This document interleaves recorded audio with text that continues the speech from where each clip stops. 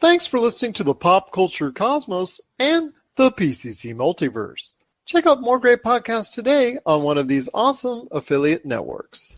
You're listening to a Weeby Geeks Network podcast.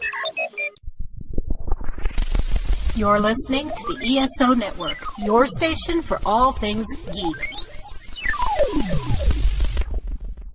The Tangebound Network. Check it out. tangeboundnetwork.com. Listen to this show, the latest episode, every time. A proud member of the Gonna Geek Network. The opinions expressed are those of each individual. Check out all the other geeky podcasts over at GonnaGeekNetwork.com and get ready, because geekiness begins in 3, 2, 1. On this week's episode, the new balancing act for James Gunn. What can Battlefield 5 offer the Battle Royale genre? And get out your tourney brackets, because March Madness is here. All this and more as we once again delve into the pop culture cosmos.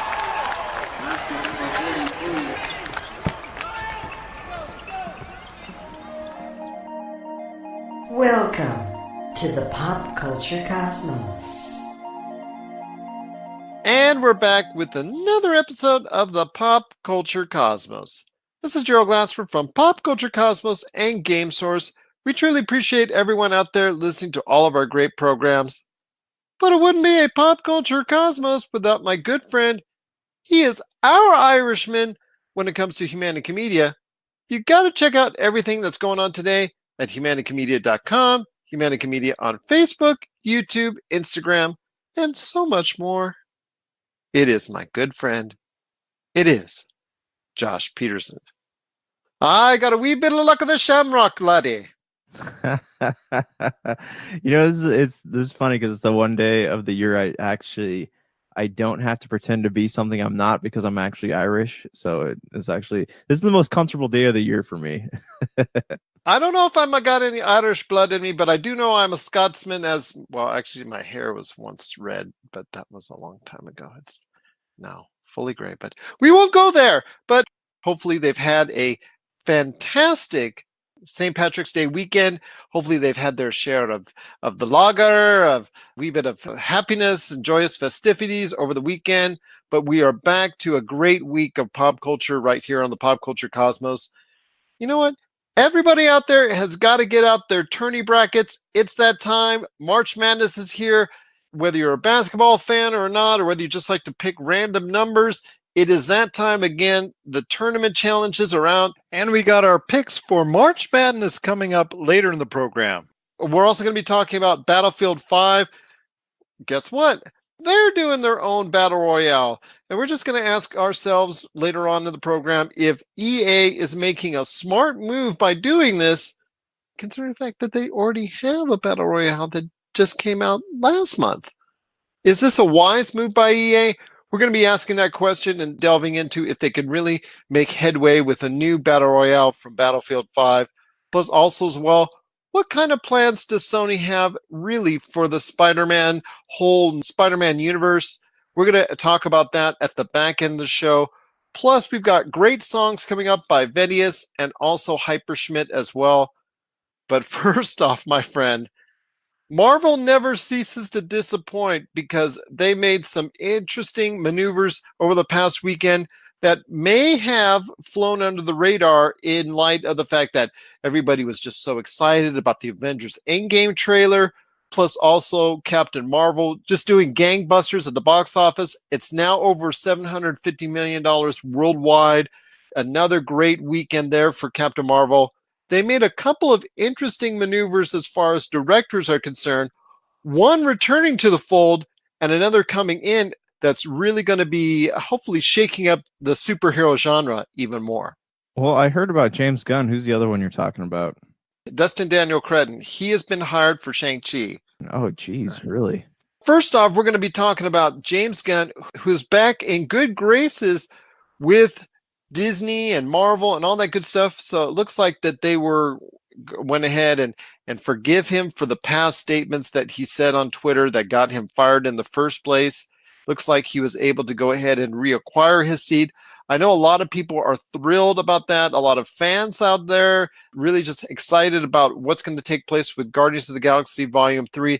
I mean, it was good that they were going to keep his script in the first place, but now it seems like it's going to be even more awesome because James Gunn is actually going to be able to complete the trilogy in full that he started that really took the Marvel Cinematic Universe to a different level.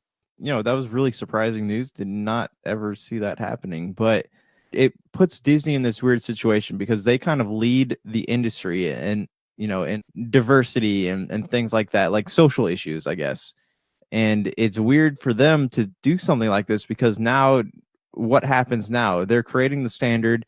My hope for this would mean that we stop being petty and going after people for things they said on social media, 10 years ago. I'm hoping that puts an end to that kind of thing. But at the same time, like, the world is watching, right? So is Disney saying that kind of behavior is okay? Or what spawned the decision? Was the decision always there, but people just wanted to see action and they need to punish somebody and they had always planned on bringing him back? How did this whole thing get put into motion? Because that news really came out of nowhere because originally Waititi was supposed to direct it, right? Like that, he was the... Well, I believe he was asked. I think he turned it down. And I know he joked on Twitter that he said, "Hey, that was my gig." I think he actually was just doing it to just troll everyone out there. But I don't think he had any real intentions to go ahead and replace James Gunn. I know there were not a lot of substantial rumors about a replacement for James Gunn in Guardians of the Galaxy Volume 3, which always left that door open for you to think, hey, maybe they're going to go ahead and bring them back in. Obviously, with the intent of the other actors out there that express their opinions on the subject about retaining James Gunn, especially when it comes from Dave Bautista, who was really adamant about that in no uncertain details. I mean, he was very, very specific. But the cast signed a letter as well, wanting to keep James Gunn in the director's seat. It didn't work at that point in time, but I think when it comes down to, not a lot of directors wanted to go ahead and jump into the director's chair, even though they were going to keep this whole time James Gunn's written script. That was not going to change regardless. And I know it was in some peril, but Disney had stated they were going to go ahead and keep that script regardless.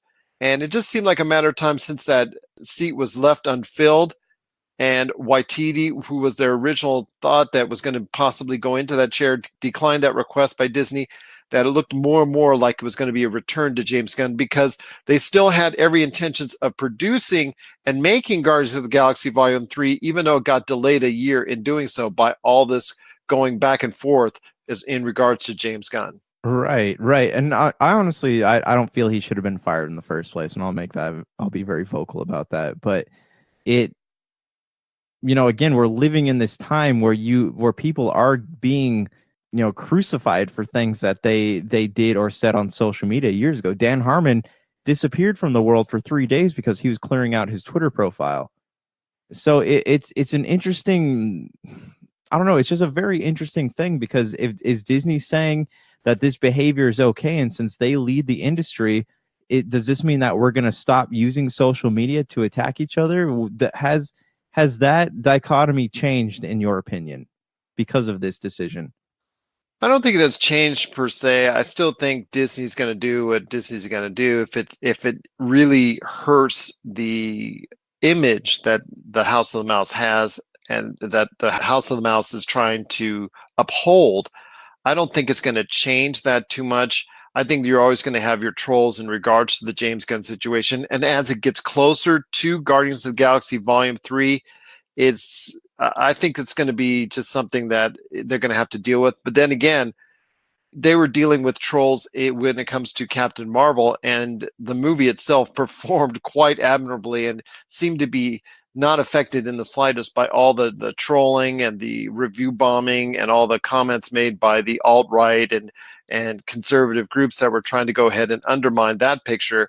I think that they will try to go ahead and do that again around the time Guardians of the Galaxy Volume 3 gets released. But regardless, I think the same thing is going to happen again, where all their efforts and whatnot are not really going to come to any fruition with any type of success, because we've seen that right now with the current success of Captain Marvel. Well, it's weird that you say conservatives because I know a lot of conservative groups who were behind James Gunn when that whole thing happened. So maybe that's a generalization. Disney does stir the pot a lot when it comes to social issues, and it's showing, as far as Captain Marvel, Black Panther, James Gunn, stuff like that. I am on the side of James Gunn. I want him, like, that's freedom of speech. I'm as someone who teaches government economics, I'm totally behind that kind of thing. So it's just I don't know. It's a very weird time that we're living in, and I'm hoping that what Disney is doing by rehiring James Gunn it stops the witch hunts. It stops people from doing that kind of thing, because if we could all, I've said this in a social media post the other day, if we could all strive to be a little less like Huffington Post, then I think the world will be a better place. And the whole witch hunt, character defamation thing is the kind of things that like Huffington Post thrives on, and it just. Well, there's a lot of other publications, Right. both right and left. Let's not Right. just single out the Huffington Post, because there's a lot of ones that are on the right. There's a lot of ones that are on the left that do the exact same thing, and even Right. to a greater extent, fabricate their own stories and all that. So, I mean, there's the press that goes out there in this day and age that tries to do it straight up. And then there's the ones that are like lean it and put it to their own slant to the right or to the left. And then there are the ones that just go ahead and just make up anything that they want out of thin air and just go ahead and apply it to it. Right. But that brings me back to this question. What is the cost of a click? What are we doing to people? As you and I both know, because we studied journalism, was the fact that the most important thing back when journalism was started was that you always have your sources, always fact check. Never, like, character defamation was a huge no-no. Not unless you had proof of something. And even back then, like, say they had Twitter, Facebook back then, that wouldn't have even mattered what James Gunn did. So I hope that Disney is setting the stage here for a massive change in terms of the kind of things that we use to go after each other. Just let people be people. Maybe this will change the game a little bit. Maybe people will look at what Disney did and be, well, if Disney rehired James Gunn, we can't use this kind of thing to go after people anymore. And that, in my opinion, is a amazing step forward in the division that we're all suffering from right now. And I agree with you on that. If they're willing to go ahead and, in this case, let bygones be bygones, and James Gunn is truly remorseful for his actions and words way back when on Twitter, and Disney is allowing to forgive him in order to continue the Guardians of the Galaxy franchise, then you know what? Maybe we should look at some other issues that are of that level or less egregious and go ahead and make the determination from there on allowing other individuals. There are some that made statements in more recent times that we know are not remorseful.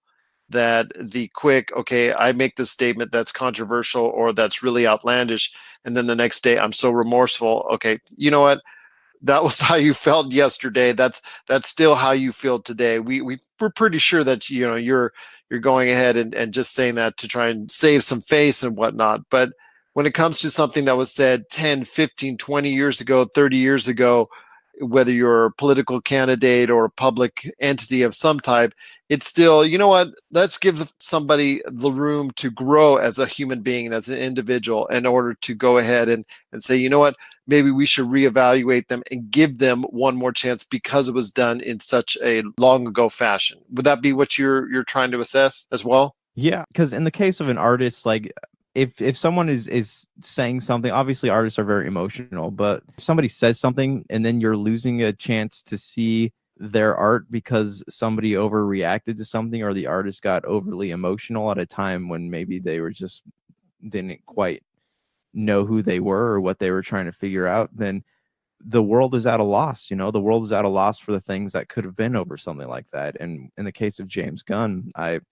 I have stood behind him this whole time, and I hope that this is an example of things that should not happen in the future. Let's hope so, my friend. Let's hope so.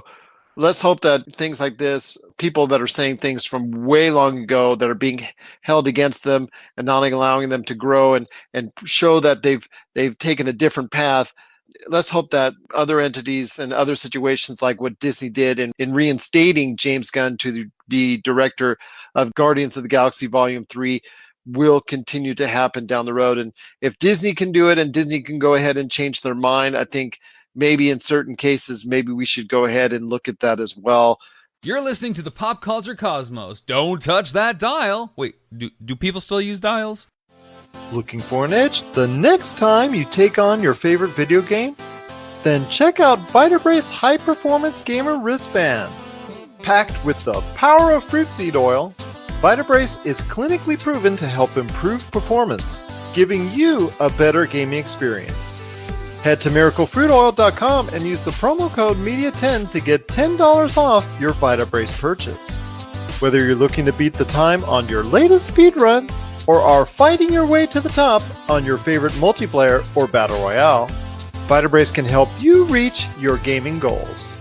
Buy Vitabrace today at miraclefruitoil.com. That's miraclefruitoil.com. Vitabrace. Win with it. But there's also another directorial hire that's out there for another Marvel Cinematic Universe movie that I want to talk about, and that is for Shang-Chi.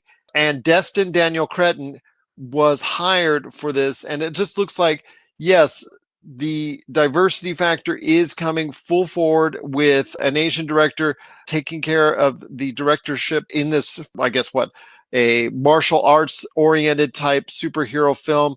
I want to hear your thoughts on Shang-Chi. This is of great interest to me because you and I have spoken about our love for martial arts films as a whole, not only the growth in the late 60s, early 70s as far as martial arts films coming to America, but the evolvement of that to the superstars of the 80s, 90s, and today as far as how the martial arts genre has really just, just enveloped us in many different ways, and also enveloped so many different aspects of our entertainment and pop culture. Yeah, so I know we talked about this a little bit back when Iron Fist.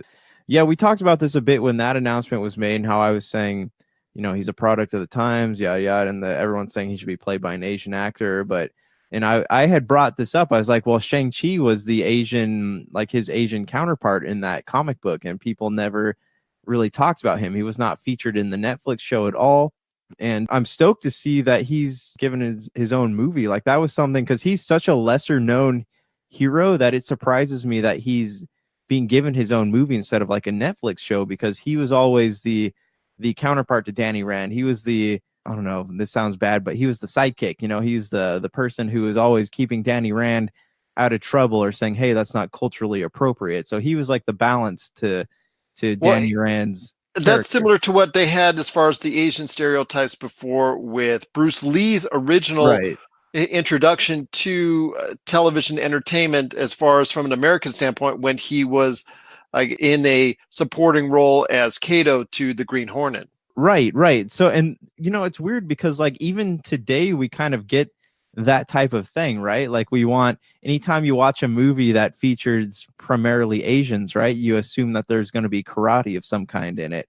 And it's nice to see that in a world where a movie like Rich Asians can be successful, that we can maybe get a movie like Shang-Chi and have it go into the Marvel universe and have it be something that people are actually interested in. Where do you stand on it? What are your feelings about Shang-Chi getting his own movie, such a smaller, lesser known property? How's that any different from the Guardians of the Galaxy? They were a little known property, and the individuals that make up the Marvel Cinematic Universe Guardians of the Galaxy were even a little known property of the little known property, because they weren't even the first 5 that were on the forefront of the Guardians of the Galaxy in the first place. So I have no problems with it at all. And as I've spoken to you about many times, you and I both have a love for martial arts films and the Asian culture as far as what it represents. I don't mind at all. People might say, oh, well, this is a play for the Asian marketplace and yada, yada, yada. I have no problems at all with this. I think it's great. And as the diversity grows within the superhero genre, the first female-led in the Marvel Cinematic Universe movie, Black Panther, obviously we know what that did as well. Both of those movies are, well, in the case of Captain Marvel, looks like it's going to hit $1 billion, and Black Panther went well over $1 billion. So diversity, which you and I both have said is long overdue, is finally happening. It's finally reality, and it's great to see. And I have such an affinity for excellent martial arts films that this is no problem with me. And I like I said, I'm just enjoying it, and it just brings a different aspect than the standard run-of-the-mill superhero movies that we may see and we may get tired of after a little while, because if it's just the same type of superhero, then it's really not going to appeal to audiences after an extent of time. After Avengers Endgame, you have to go ahead and reach different parts of the superhero marketplace in order to keep attracting that large audience. Because if it's just another, I'm a powerful dude or a powerful individual, and I'm just going to go ahead and bash my way through everything in order to save the day, that gets old after a while. I mean, look at what's happened with DC. They've now had to go ahead and revamp everything and look at it from a different aspect because it just got so samey after a little while and underdeveloped and underproduced. So I have no problems with this at all. No, neither do I. Like, I'm actually very excited to see this happen. But do you think in this time when we're getting so much controversy over everything, do you think people are going to accept this? Or do you think that we are kind of down the rabbit hole of controversy right now? Like, do you think that with Captain Marvel, Black Panther, yada, yada, yada, people are going to be... Because did Rich Asians really get a lot of flack? I don't remember if there's any controversy surrounding that. There wasn't really a whole lot of flack as far as Crazy Rich Asians are concerned. I think it just didn't have a lot of expectations in certain areas. It was a big surprise that it hit. It looked at a part of the Asian culture I know a lot of people had not really actually delved into. Now, it didn't hit as well in the Asian market that I think the producers and the film company wanted it to, but everywhere else, it was a major hit. Obviously, it was something that I really enjoyed, being that it was the #1 movie for me for 2018. And I think going forward, people need to go ahead and look at the Asian market and Asian influence as far as a great source of stories and information that could entertain audiences worldwide and not just one select area. We were talking about the other day with The Wandering Earth. That has garnered over $600 million in China. What if that is the next hit on Netflix and that it gets something that is expanded to a worldwide audience? It's just another aspect of our culture that we should look at and embrace and see it for what it is as far as good quality projects that are out there. And Shang-Chi is something that down the road looks like it's going to be another big hit for Marvel. The way they produce it, the way they market it, the way they promote it, I see a lot of good things for that film. And I'm just excited to wait and see what will happen with Shang-Chi going forward. No, and I completely agree. I'm super stoked about this because I always love reading about Shang-Chi in the comic books. And I always thought he kind of needed his own space to shine in. Do you think they're going to make any, because his world revolves around Danny Rand's, do you think that they're going to make any references to Iron Fist in that movie when it comes out? No. I would just be honest with you, the lack of success of Iron Fist on Netflix, the brushback from it, I really don't think that the Danny Rand character, especially the actor who played him, got such poor reviews.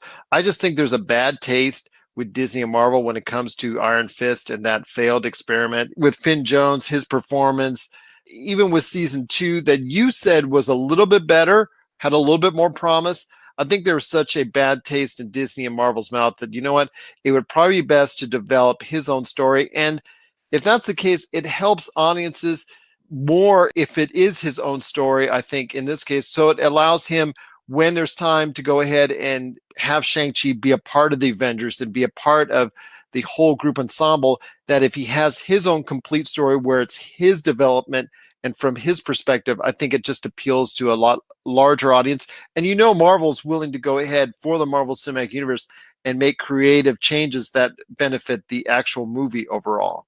Yeah, I agree. I would honestly do. I hope that we do see more Iron Fist in some iteration further down the road, just because it is such a classic comic book. But, you know, as far as Shang-Chi goes, there's not really a lot out there about him. So this is kind of Marvel. It's a unique opportunity for Marvel, too, to kind of create something from scratch, to create their own mythology here. And I'm really curious to see what they're going to do with it. How is he going to tie into things? Is he going to be a bigger part of what's to come, or is he just going to be a stopgap movie? I really am intrigued to know how that's going to play out.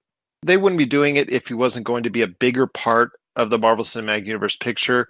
I think he is going to be a part of the Avengers and the whole 9 yards. Let me ask you this. In some of your favorite films of all time, is there something that has a Asian influence or martial arts influence in it? Because it does for me with The Raid Redemption and The Matrix, which has a heavy martial arts influence on it as well. Yeah, I mean, as you know, I'm a huge fan of the Crouching Tiger, Hidden Dragon films. Not so much the second one, but like I But the love first one is excellent. first one's excellent. I love the Ip Man films. Anything with Donnie Yen, Legend of the Fist. Like I've always Jackie Chan's Drunken Master. I've always been really into that stuff. And I don't mean to sound like your typical white guy who's obsessed with Asian culture, but I do love those movies. And it's just I would love to see much in the way that Black Panther brought like Forrest Whitaker to screen and all these other African American actors. I would love to see people like Donnie Yen, maybe Tony Jaa, who's been in the Fast and Furious films, maybe to see actors of that caliber be in this movie in some form or fashion. Exactly. Some of the actors that we've come to know and love as far as and appreciate, such as Jet Li, Jackie Chan, those individuals are a little bit older now, so they only have so much mileage left in the tank. And with their health and whatnot, after doing so many stunts for so many years, it looks like they're going to have to be a new, and even what you were talking about, Donnie Yen, there has to be a new generation of martial arts stars that people can go ahead and appreciate out there. And, with these older stars like Donnie Yen, Jackie Chan, Jet Li, now on the way out when it concerns their time in the sun as far as the martial arts universe, they're going to have to be newer, younger stars ready to replace that can actually be appealing to a worldwide audience. And I believe Shang-Chi will go a long way to doing that, just as Guardians of the Galaxy Volume 3 looks to be heading back into a right direction as well. What are your thoughts out there on the big changes in the director's seats for both Shang-Chi and, of course, James Gunn returning to Guardians of the Galaxy Volume 3? Share us your thoughts, popculturecosmos@yahoo.com. Also as well, Pop Culture Cosmos, Humanica Media, and Game Source on Facebook, Twitter, and Instagram as well. Well, coming up next, we're going to be talking about EA once again delving into the Battle Royale genre. Is it a little bit too soon? We'll wait and see, because Battlefield 5 here coming up very soon will be dropping its own Battle Royale. We're going to be talking about if it's going to be successful long term. Plus, also, later on in the show, Sony has many plans for Spider-Man. Plus, we got our picks for March Madness coming up as well. But first, it's our good friend, Chris Valenta, a.k.a. Vedius.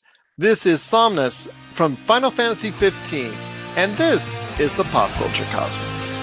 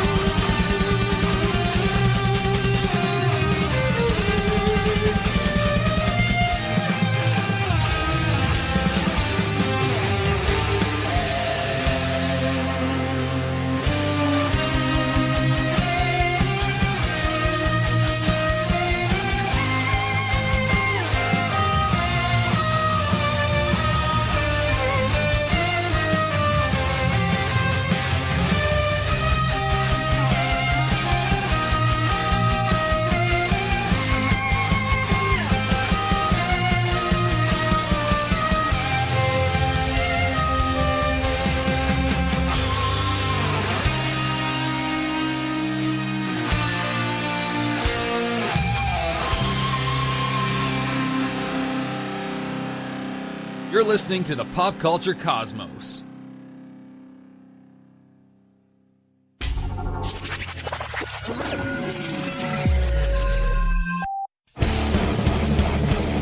Get ready for Kitty Origins Evolutions, the latest documentary from Rob McCallum. Thrusted into heavy metal stardom as teenagers with their debut release, Kitty has thrashed and conquered the heavy metal world for the past 20 years. Kitty has defied industry norms, fought back against women in rock stereotypes, and inspired generations since they appeared. And now, for the first time, they've decided to share their untold story. Generously peppered with archival footage shot by the band, this film gives you an honest and brutal look at what it takes to survive in the music industry. Order the DVD, Blu-ray, and live CD triple pack that features recordings from throughout their 20-year illustrious history from RobMcCallumFilms.com. RobMcCallumFilms.com, your place for awesome stories about awesome people and films worth watching.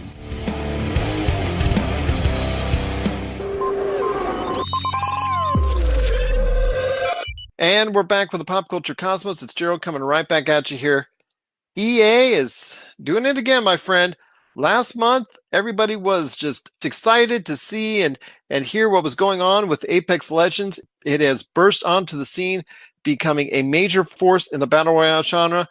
But lo and behold, EA is not resting on its laurels, because after Anthem, after Apex Legends, they announced that Battlefield 5, I believe on March 26th, is going to be dropping a Battle Royale of its own, which had been rumored and talked about for some time. But let me ask you this, my friend. Battlefield 5 coming out with its own Battle Royale to make its case for the Battle Royale genre. Is it something that's too soon? Does it make it too cluttered for their own products to go ahead and succeed? Does it really just mean that EA just doesn't really understand as far as its own marketplace about competing with each other? And in other words, are they just cannibalizing themselves? Yeah, I think they're getting to the point where they're competing with themselves, but they're also, maybe they're trying to put so many products out into the market of the same caliber that they're hoping it will give them monopoly over the market. Because if you look at Fortnite right now, Fortnite's getting kind of desperate in the way that they're marketing things. You know, they're trying to be Sea of Thieves, they're trying to be Apex Legends, they're trying to be all these other things just to say, you know, just to keep people in their game and say we have the stuff that the other games don't. Whereas EA's approach to the whole thing is just putting out as much of the same thing as they possibly can. And what that's going to result in, I don't know. It's either going to work in their favor, or it's going to have them cannibalize themselves, or it's going to create a burnout of EA products. Whatever happens first, I don't know. I don't know how that's going to work, but it just feels like a stupid move to me. Where do you stand on it, though? I just think it's a really dumb move by EA to go ahead and do this. Again, Anthem should have been delayed. With all the issues, especially the day one patches and all that we talked about ad nauseum, that has created such a problem for Anthem that's helping them fall down the charts, that made Anthem one of the lowest games in the BioWare library. It just, that game should have been put on the back burner over into the fall. And Battlefield 5 doing a battle royale on its own should have been something that maybe should have been delayed into summer. Space these things out, schedule these things out, because like you said, and like it's apparent out there that they're just cannibalizing themselves. And you were supposed to, with EA Origin and all this other stuff that you can go ahead and access all these games. That's great that you can, but you're trying to go ahead and have your product succeed by going ahead and putting them in the highest possible platform. And even with all the television advertisements aside that they gave Anthem, Apex Legends is trouncing Anthem, and any success that's going to EA right now is coming from Apex Legends. It's not coming from Anthem, which is going to hurt Anthem and BioWare long term. And Anthem is soon going to be an afterthought in the video game marketplace. Now, you're going ahead the month after you just released Apex Legends, instead of doubling down on Apex Legends, you're going ahead and introducing something new with Battlefield 5, which is already a game that people have back in the rearview mirror anyways. Yeah, you're trying to bring it back to the forefront, try and garner more sales from it. But the best thing for EA to do was to go ahead and put it out at a later point in time. But it all comes back down to those progress reports, those detailed things you got to go ahead and send out to the stockholders, ending the fiscal year on a strong note.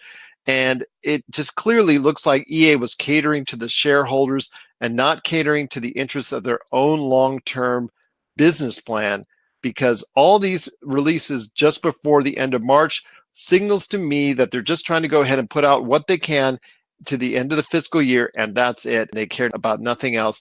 And in time, they're going to regret that decision, because not only will people not have the kind of interest in Battlefield 5's Battle Royale because Apex Legends just came out and they're still playing that.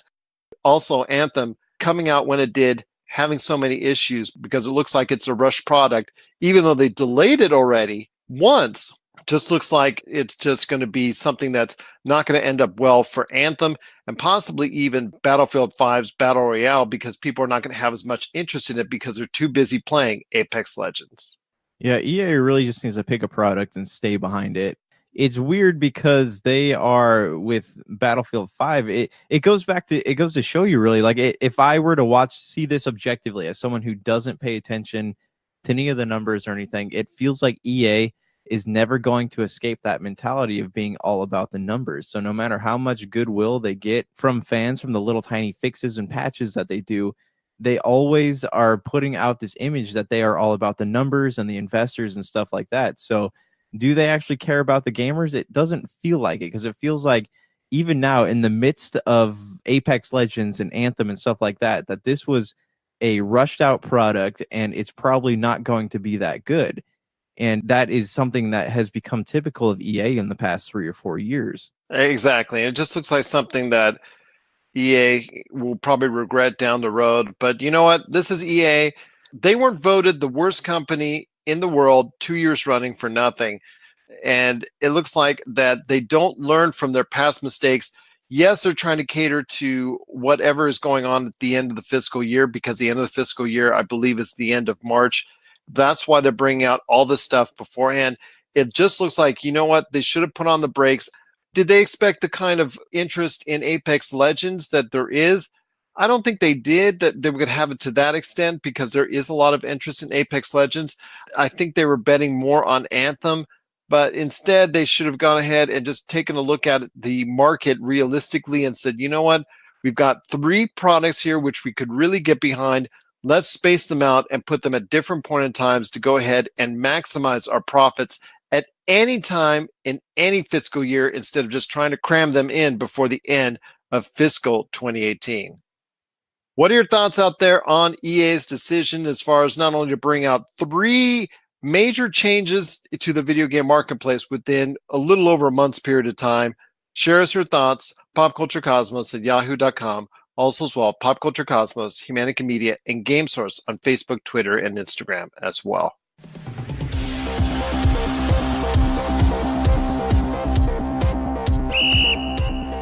It is March Madness. It's tourney time. Everybody's getting their brackets together, just trying to calculate out who they think is going to go all the way. And as every year happens, that first round, that big sound you hear, that explosion you'll hear, Josh, is going to be the sounds of everybody's bracket getting busted. So be that as it may, sometimes actually some of us do get lucky and they're able to go ahead and fare somewhat well. I've actually had a chance every now and then to fare pretty good as far as the NCAA tournament bracket is concerned. I've been able to follow it somewhat closely this year. So Josh is going to hit me up with some questions as far as the NCAA tournament is concerned to give you maybe a little helpful idea on who might be a team that you might think, okay, they're pretty good, they're pretty solid, and who Vegas thinks it has a great shot to go all the way in the NCAA basketball tournament, because I know everybody's going to be around the water cooler. They're going to be doing those office polls and all those other things. They're just going to be able to calculate out who is going to go far in the NCAA tournament with all their bracket challenges and bracket things and all that. So, Josh, you're going to go ahead and head off the segment as far as being the man laying the questions on me. So whenever you're ready, my friend, lay it on me. What are the questions that you have for us today in regards to March Madness? As you know, I'm an avid basketball fan. Just can't get enough of it. Just putting that ball in the hoop and running back and forth on the court. Huge fan. So I prepared very carefully and very articulately, sat down and came up with these questions for you, dug into my my big box of knowledge here. And this is my first question for you. How will the top seeds fare in the tournaments? Well, I'm glad you asked me that, my friend, because I mean, that's what everybody points towards too, as far as the top seeds in each region, whether it be the West, the East, the Southeast, or the Midwest regions. I mean, they're all very tough as far as once you navigate into the Sweet 16. It gets really intense and pretty much anything can happen, and usually does. But right now, the NCAA tournament, they have commissioned 4 number 1 seeds out there in University of Virginia, University of North Carolina, Duke, and Gonzaga. I know a lot of people are looking towards Duke as far as going a long way because they do have the returning Zion Williamson. And my gosh, this guy has already been anointed the first draft pick in the NBA draft coming up because he's so dynamic and everything that he can do makes things so much more exciting. And he makes Duke that much better as far as the team is concerned. And right now in Vegas, Duke is the favorite at 11-5 odds. Gonzaga, which had a really great season, again, overall, is about 5-1. They have some great players, a nice starting 5. Can they go ahead and find success once again in the tournament? We'll have to wait and see. North Carolina, that's a team that I really like. They've had some games where they really played very well and played strong against the other top teams that are being considered, because you got to figure there are 3 teams from the ACC in Virginia, North Carolina, and Duke, all as top seeds. And North Carolina, to me, of those 3 top seeds, I think is going to probably go the farthest, or probably be the one that might actually taking it all the way, in my opinion. They're my favorite right now. They're at 6-1 odds. Virginia, which always plays great defense, they're 8-1. I really think that they're going ahead and primed to do some great things. Duke, if Zion can keep going the way he's going in the past couple games since he's come back from injury, obviously you got to put Duke right there. But for me right now, I think the other 4 teams that are number 1 seeds in each region, I think that North Carolina, to me, looks like the team that might go all the way this year in the NCAA tournament. All right, next question. Where could the early round upsets happen? That is a good question, my friend, because as you've seen over the course of the first 2 rounds in the NCAA tournament, there's always going to be 1, 2, if not more games that really just get upended all over the place as far as a team that we thought was going to do well, or a lot of people thought that was going to be projected to do well in the NCAA tournament, gets blown out or gets upset in the first or second round. That really just shakes everybody's tournament bracket up sideways. I have a feeling right now, I think I'm going to probably say the one that I'm looking towards as far as an upset is concerned is going to be in the Midwest region.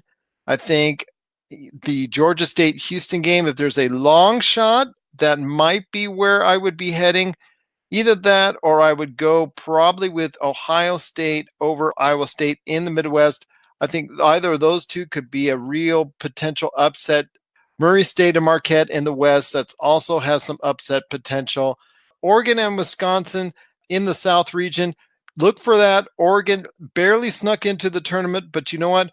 They still have that type of momentum going in because they fared very well in the Pac-12 tournament, and that momentum could take them past Wisconsin in that first round, so look for that.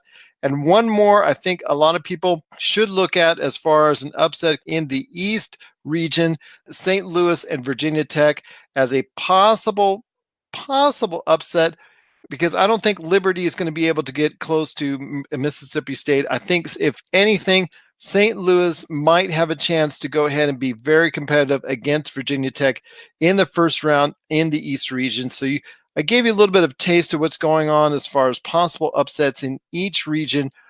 West, like I said, Vermont and Florida State, that might be a good one. Murray State and Marquette, that also has the signs of possibly being an upset as well. So there is the potential for a lot of good upsets, I think, this year, more than some other years. But then again, it could go status quo. It could go chalk all the way, and it goes either way. It's so crazy. That's why it's March Madness. But I think there is going to be a few upsets. They're going to go ahead and surprise everyone out there, and also upset a lot of tournament brackets that are out there in those tournament challenges. Okay, last question here. Who are the sleepers that could surprise in the tournament? If you're talking about sleeper, I think I'm going to probably go with a team like Nevada at 100-1.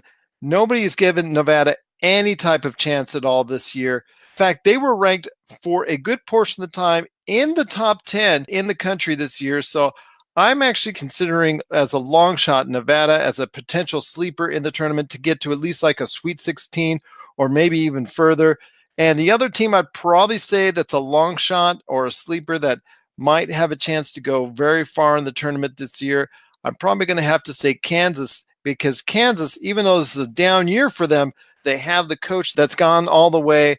Everybody's down on Kansas at this point in time, but that's the best time you might want to be interested in taking a look at them as a possible sleeper.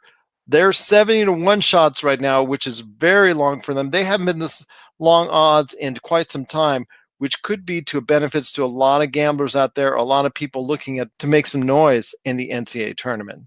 If you've got a chance out there to tell me your thoughts on March Madness, share your thoughts with us today, including our Inside Sports Facebook. You can go ahead and message there as well, or at Inside Sports on Twitter. We'd love to see your brackets. We'd also love to have you as part of our Inside Sports PCC Humanica Media bracket challenge that we've set up. We've set up a group just specifically for that, for people who follow our shows at ESPN. So look out for it. It's Inside Sports /PCC/HM. That is available today on the ESPN Tourney Challenge. Love to have you a part of it and see your thoughts on who's going to go all the way in the NCAA tournament and brave their way through March Madness. Well, coming up next, we've got our great friend Chad, and this is Hyperschmidt. This is About to Win, and this is the Pop Culture Cosmos. Waiting just to see the light. When did this become a fight? Struggle just to fill my lungs with air. Staring at the finish line, the darkness running out of time. I'll do what it takes to get you there.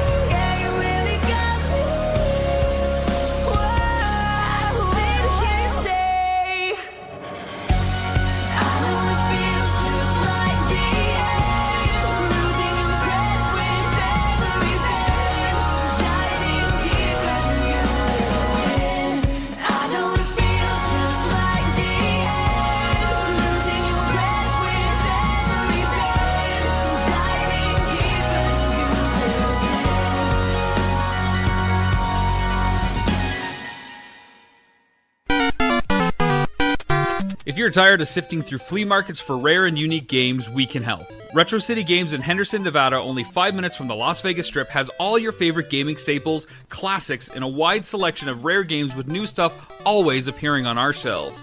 Come in and chat with Nicole or Doug about your love of games and watch as they help you complete your collection or find your childhood favorite. And don't forget, Retro City Games loves trade-ins. So if you have any Nintendo, Super Nintendo, Sega, Xbox, PlayStation, or even PC games, come in and visit Retro City Games today. Welcome to the new metropolis of gaming, Retro City Games. And we're back with the Pop Culture Cosmos. It's Gerald coming right back at you here.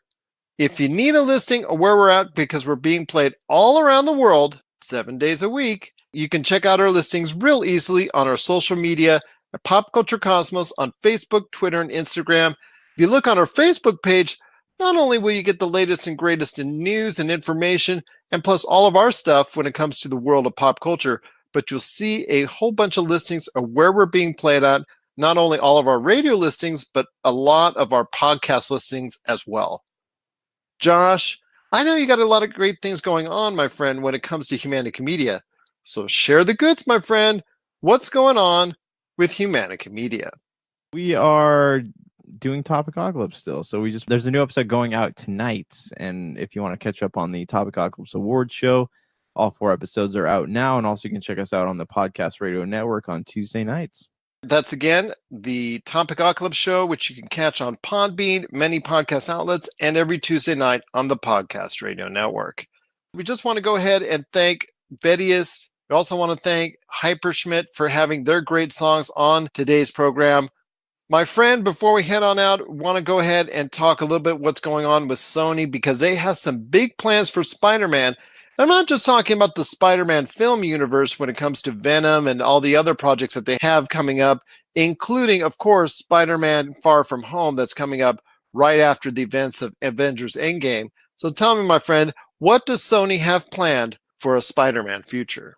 Obviously, they have the Morbius movie coming out with Jared Leto. And I don't know if the Black Cat or Silver Sable movie's ever getting put into motion. I know there's a Venom 2 planned. Obviously, there's going to be a sequel to Into the Spider-Verse, but my big thing here is that they have 7 years of films planned. They don't have a Spider-Man, and this whole thing reeks of desperation. Like, it reeks of, we're trying to create our own cinematic universe using Spider-Man characters. We don't have Spider-Man. We're going to use Carnage, but it's going to make a lot of fans angry because they want to see Spider-Man fight Carnage. So I don't know, man. Like, I want to see Sony and Marvel work cooperatively, and maybe we can have Tom Holland in these Venom and Carnage flicks, because that's kind of the essence of Spider-Man. When you think of Spider-Man, you think of the big bads. You think of Venom, Green Goblin, and Carnage, but you don't think of any of these villains existing on their own. We don't want a universe of anti-heroes. People want a Spider-Man universe with a Spider-Man. So why is Sony doing this? What do they want? What is the end result? Are they going to completely destroy the Spider-Man universe? Because if you think about it, this can have dramatic repercussions on Spider-Man in the MCU. So are people going to stop taking Spider-Man seriously because of, what's going on over in the Sony universe? It feels like a mess to me, and it feels like something that should not be happening, and I don't know why it is happening. I'll tell you why it is happening. Hey, shoot, tell me. Venom's box office numbers. That's why it's happening. Despite the fact that you liked it, and despite the fact that I couldn't stand it, it still garnered well over $700 million worldwide at the box office. But well above Venom movies. Don't get so desperate, because remember, before they had an Aunt May movie planned, and it sounds like things have not changed in terms of how they want to market this universe, and it's going to destroy it. Well, Marissa Tomei, I think a lot of people are just digging her as Aunt May. But I'm talking about Sally Fields. Like, they had a whole movie planned around her. So that just goes to show you that they have very poor taste in what would be production quality. Let me ask you this with the Sally Field. Would they have called it The Flying Nun too? Oh, dang. Probably. That's what it sounds like. Because reaching way back when, my friend. Reaching way back. But I want to ask you this before we head on out. With the Spider-Man universe going full blast because of the success of Venom. And that was the key thing. If Venom would have tanked, it would have just gone all by the wayside, or most of it. If Spider-Man Into the Spider-Verse had tanked, I think they would have gone ahead and just maybe looked at things from a different perspective. but Venom didn't. Venom was a hit despite the poor reviews. Spider-Man Into the Spider-Verse was not only a hit commercially, it won an Academy Award and was the best animated movie of 2018. Going forward, this is only giving Sony more momentum to do all these crazy things. And you and I know already from our experience and seeing what Sony has done over the course of the time, that there's going to be some hits, but there's definitely going to be some misses. Yeah, but I'm more curious. Definitely going to be some misses, and I'm feeling like Morbius is going to shape up to be one of those misses. But I'm more curious about what's going on behind closed doors at Marvel. How are they feeling about this? What are their thoughts? Is there any kind of intervention process going on here? Because it sounds like Sony is so desperate for money that they will destroy this franchise before giving it up, before stopping to consider that just because they have the ability to make a movie doesn't mean that they should. I know what they're thinking. They're probably thinking the individual who greenlighted the sale of Spider-Man's property exclusively to Sony in perpetuum, that individual is not well liked right now at Marvel. Whoever did that, whoever greenlit it, I'm sure that individual is not well beloved right now at Marvel because they see all this that's going on at Sony. They know, just like we do, that while it's good right now, we know it can turn to bad at any given point in time because we saw it before with the Spider-Man 1, 2, and then 3, how it went off the rails by the time Spider-Man 3 came out. And then the same thing with the Amazing Spider-Man series, how that went off the rails even quicker. So fans out there get tired of what products that are put out there by Sony. It's shown that before in the past, and that could happen again real soon with the Spider-Man universe. But for now, I think they've got to say on the face of it, they've got to say everything's great with what Sony's doing. But I'm sure that there's a lot of concern right there at Marvel headquarters with what Sony's doing with their version of their own Spider-Man cinematic universe. I hope so. I honestly hope that there's some concern there, or maybe, and honestly, things might be okay if they could bring Tom Holland into it, bring Tom Holland in, even as just a side character. It feels like it's not, it's just not what it should be. It's a very desperate move, and it's going to dismantle all the stuff that we hope to see come out of Spider-Man in the MCU if they go ahead and use these properties. And that's the thing that concerns me. But it's the exact opposite of what we saw with NBC Universal when they were going to do this whole monster universe, but the Mummy tanked right off the bat, so that completely obliterated that universe. This might be a slow burn, but then again, we could be proven wrong, and they may put out enough quality products that appeal to the fans where the Spider-Man universe will be a viable property for some time to come. I know you and I both don't have enough faith in it. I hope eventually that we will have more faith into it. We're seeing turnaround signs from DC and Warner Brothers that they're getting themselves on the right track with their own set of movies. Let's hope the same stays for Sony when it comes to their own Spider-Man universe, and that they don't overflow it with enough properties to have it all falter, and that it will affect our thoughts on the Marvel Cinematic Universe as well. I hope so, man. I hope they're giving some thought into the repercussions that this is going to cause. As do I, my friend. As do I. What are your thoughts out there on Sony and its own Spider-Verse? Share us your thoughts, popculturecosmos at yahoo.com. Also as well, Pop Culture Cosmos, Humanica Media, and Game Source on Facebook, Twitter, and Instagram as well. Well, I wanted to mention before we head on out, our friends at the ESO Network, they just did a great show covering some classic sci-fi as far as Star Trek II, The Wrath of Khan. You want to check out that episode today, and also join up with their ESO Network Patreon, where they get a lot of fan sneak peeks on some of their shows. So that is, again, the ESO Network's look at Star Trek II, The Wrath of Khan. You want to give that a listen when you get a chance. It's actually very much worth listening to. Any last thoughts on the way out? Yeah, actually, I am going to be posting Devil May Cry videos on the Pop Culture Cosmos Facebook page, so be on the lookout for that if you're one of those people who likes to watch games instead of play them, which from what I understand, is like 60% of gamers these days, which makes me sad, but go ahead and be on the lookout for that. Be on the lookout for that indeed. Plus, also as well, you've got coming up in a little over a month, you've got our charity event at Retro City Games in Henderson, Nevada, and our big panel at the Level Up Expo. That is going to be on Saturday, the 27th. You want to check that out as well. We'll be providing more information in the weeks to come. But if for tickets, you want to check out lvlupexpo.com. That's levelupexpo.com for more information on how you could be a part of an awesome pop culture experience, the Level Up Expo. So for Josh Peterson, this is Gerald Glassford. It's a beautiful day in paradise right here in the pop culture cosmos. We thank you for listening. And here's hoping you have yourself a great day.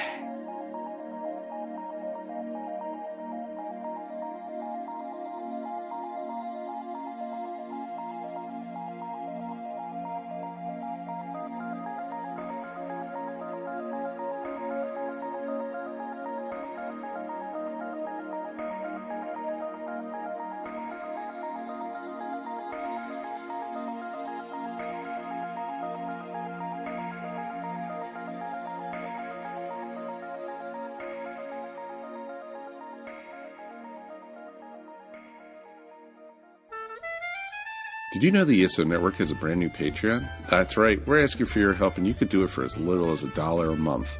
Don't fret, all your favorite shows will still be available for free as always, but you can get exclusive podcasts and more not heard anywhere else but on our Patreon. To sign up for the ESO Network Patreon's easy. All you have to do is go to esopodcast.com and click on the link. With your support of the ESO Network, it's you who will reap the rewards.